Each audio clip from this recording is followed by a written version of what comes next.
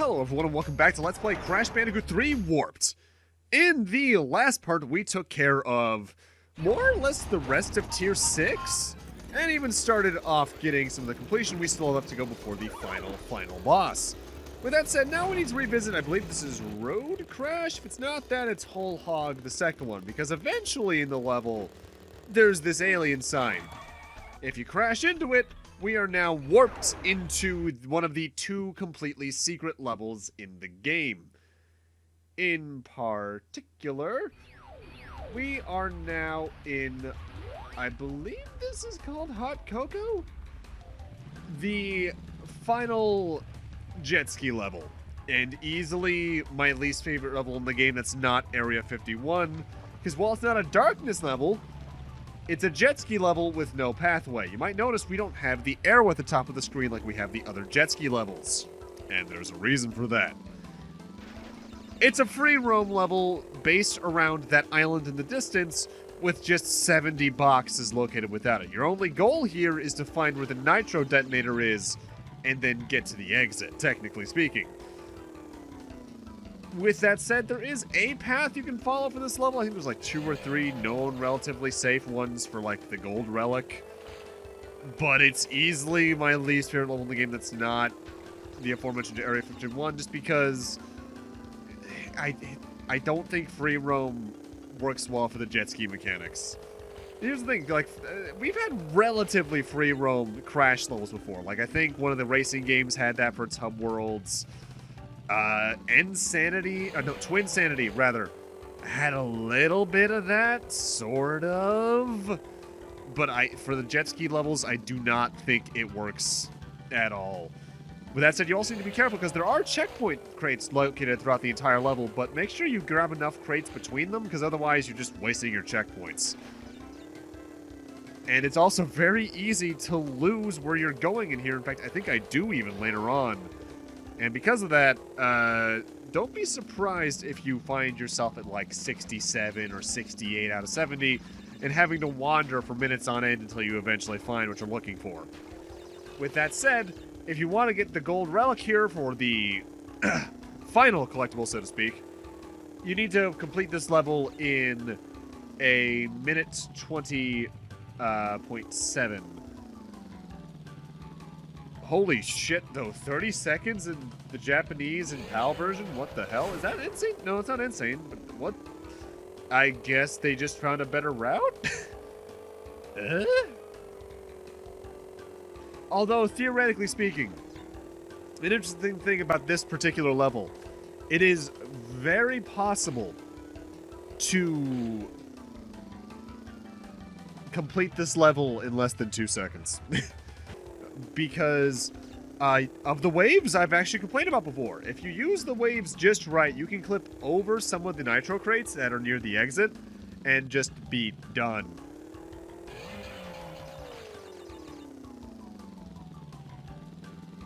Otherwise, though, this level is just kind of uninteresting. Although, actually, wait, no, I remember why this level now has a different relic time in the US version versus the others. The hidden levels have a bit of a glitch in this game in regards to their relics, where they use the timer of the level you warp in from. So this level uses Road Crash's relic times. And that's not intentional. Because of that, they're technically the easiest levels in the game to get a platinum in, now that I think about it.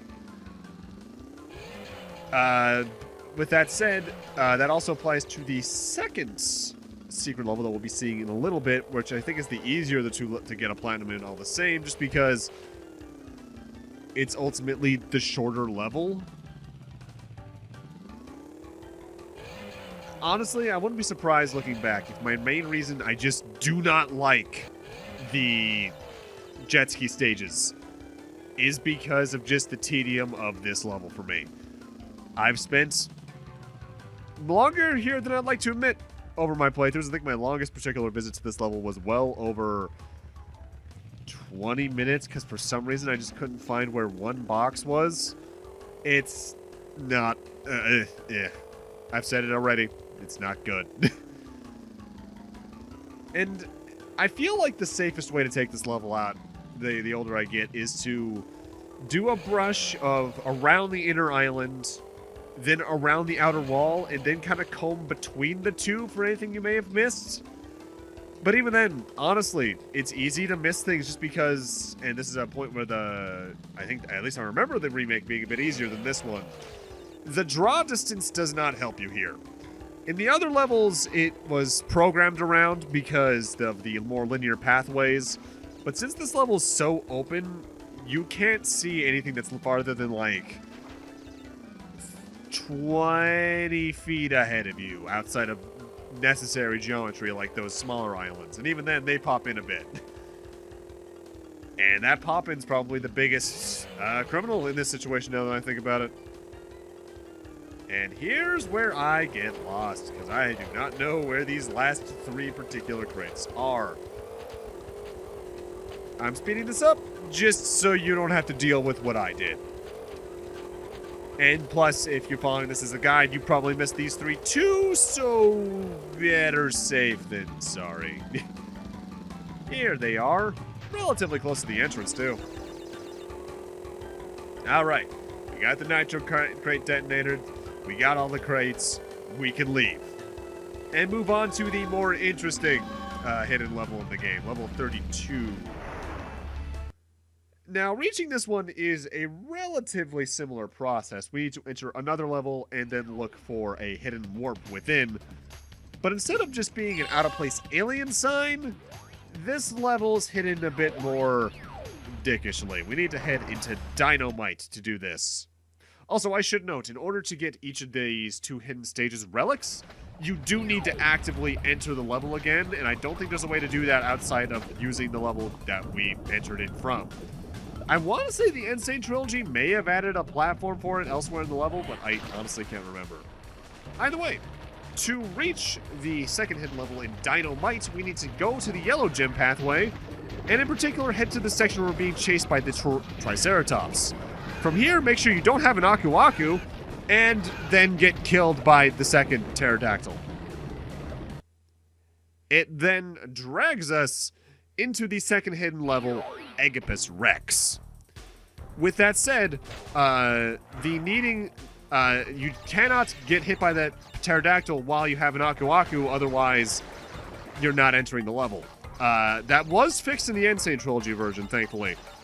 But otherwise, this is Eggipus Rex. If you want to get the platinum, or if you want to get the gold relic for this particular stage, here in the NSTC version, it's 1:25, less than a minute or just over 1:03 for a platinum.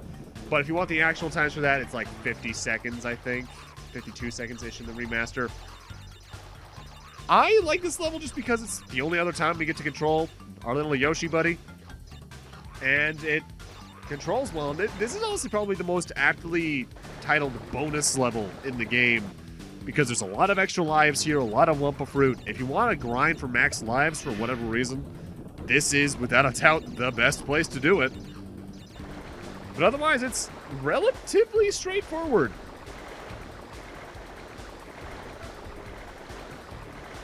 With that, I should note, though, I believe you can only easily get the relic in this stage if you keep the dinosaur buddy all the way through. If you lose him by getting hit, while there are places to replenish him, it's probably just not worth your time to even stop and grab him. At least I think. I actually can't remember because it's been a while since I've had to do the time trial. I say having just done it, but look, I don't dedicate the time trials to memory. I've had other things to worry about, like life. Either way, that is every single level in the game, every single standard clear gem, and every single relic technically gotten off screen.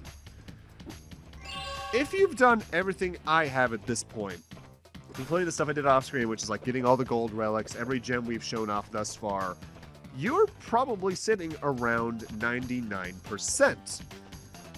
It's at this point we can do the 2 last things in the game before the true final boss. Let's do the secret thing first that you get for getting all 30 gold relics. That is all the main levels, the 3 bonus levels in Tier 6, and the 2 hidden levels. Also, I think 7 platinums might be the most I've ever gotten. If you head up to Coco at this point, after getting all 30 relics, you get the hidden gem in the game.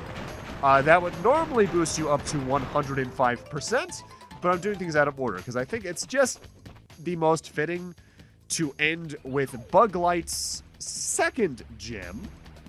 And to do this, you need to have all 5 colored gems. So let's just speed our way over to where that particular pathway or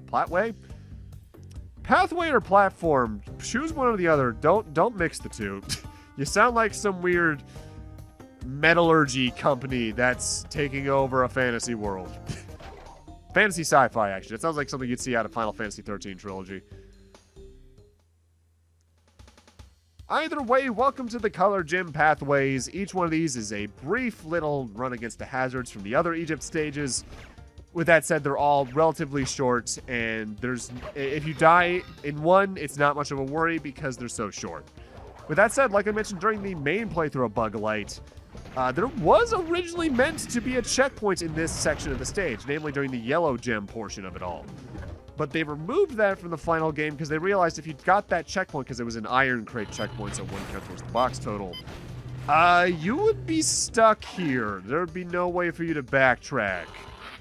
So they removed it. And you know what? I'm glad they had that foresight, because I can think of some games from this era that wouldn't have fixed that.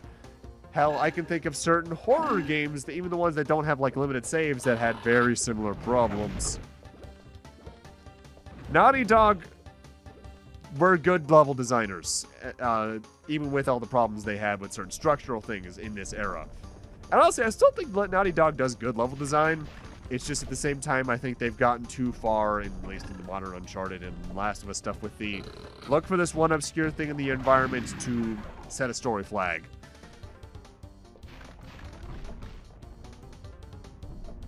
Alright, here we go. This is the yellow gym path. I think this might... Is this the last portion? I actively can't remember. I do believe this was where the Iron Crate checkpoint was, by the way, was right there. Honestly, I'm always a little bit weirded out with how they handle the gem pathways. At least the ultimate gem pathway in every Crash game that's a platformer.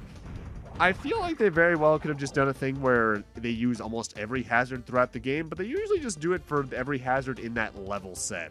Like in Crash 2, it was more or less every hazard from the factory levels. Whereas here, it's as you just saw, it's every Egypt level hazard. But with that, we have now reached 100%. In fact, I think if I check the pause screen, I'm technically at 105% already? Which makes me wonder if boss fights even count for anything percentage-wise. Although I guess, technically speaking, we have already taken out Cortex, so... Yeah, 105%. We are completely done. You know, barring the true ending, so let's get on that.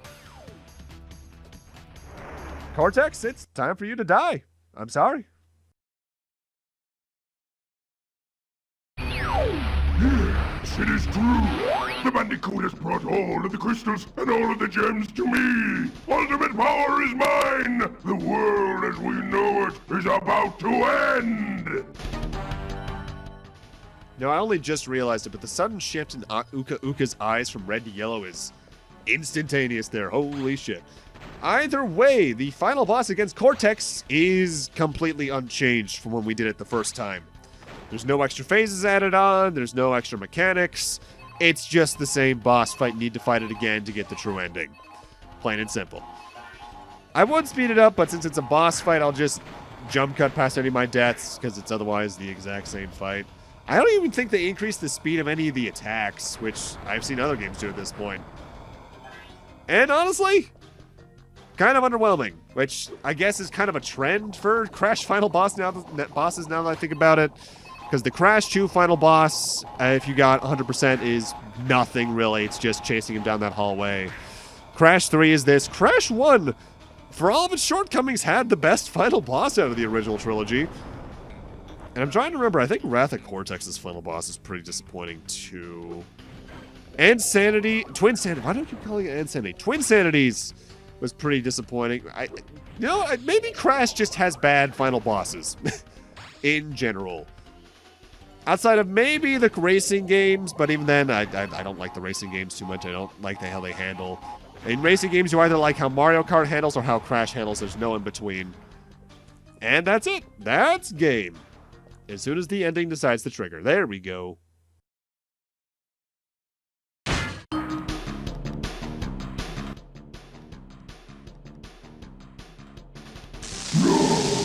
It cannot be!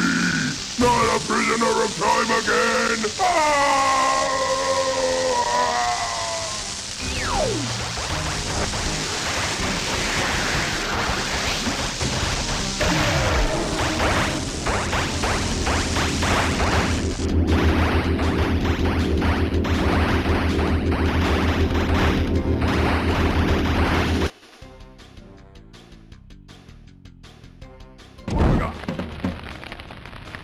The time twister machine could not hold itself together.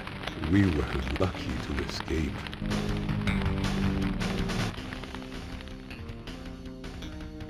Give me the mask! With it I shall take over the world! Come on!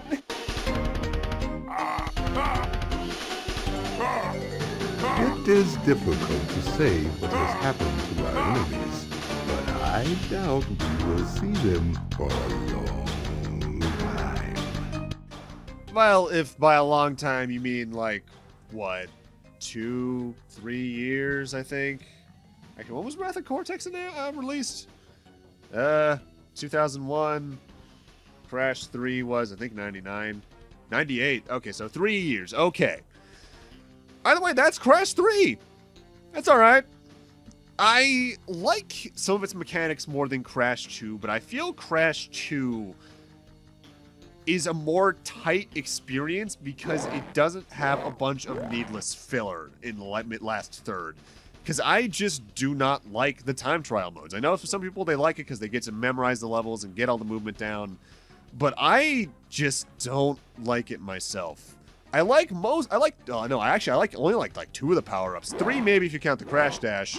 And while I think they're a welcome addition, I think they could have been implemented better in the main levels. With that said, the main levels themselves are fine. I think the music is fantastic. It's a solid Crash game. I actually think it's about as good as Crash 2. I just prefer Crash 2 as a whole due to its minor structural differences that make it a more tight platformer in my eyes. It's sort of the whole Arkham Asylum versus Arkham City thing. Except this is the case where I prefer the reverse, because I actually prefer Arkham City to Arkham Asylum. I do prefer Crash 2 to Crash 3, though. And one thing I'm not going to actively go into the levels to show off, like, in a post-game footage. There is one thing that technically unlocks after you've gotten everything in the game, in that if you go to either Toad Village level 1 or Making Waves level 5, you can find fake Crash as an NPC just kind of doing his own version of the Crash dance. This character is an in-joke from Naughty Dog based off a piece of bootleg merchandise in Japan. And it became a mainstay character moving forward. I think he's in every single one of the racing games. That's funny. I like that nice little touch. And I believe coming up are the dev times. I don't think these are listed in the PAL and Japanese versions.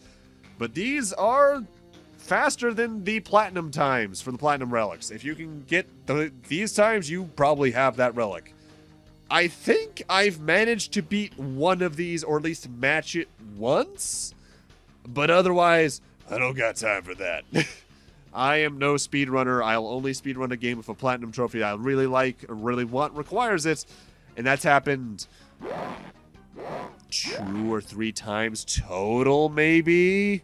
If even? I still haven't even gotten Mega Man 11 on the PS4, so I'll go for that eventually. What do you mean Mighty Number 9's trophy list requires I beat the game 5 times in one day and, like, as many times over a week? Yes, I'm insane enough to go for the Mighty Number 9 one. Don't question me. I have problems. As for the next time we see Crash Bandicoot, it'll probably be Wrath of Cortex, because I just don't care enough to play Crash Team Racing. It's a solid racer, I just don't like it myself. But with that, I'm going to need to end this off here.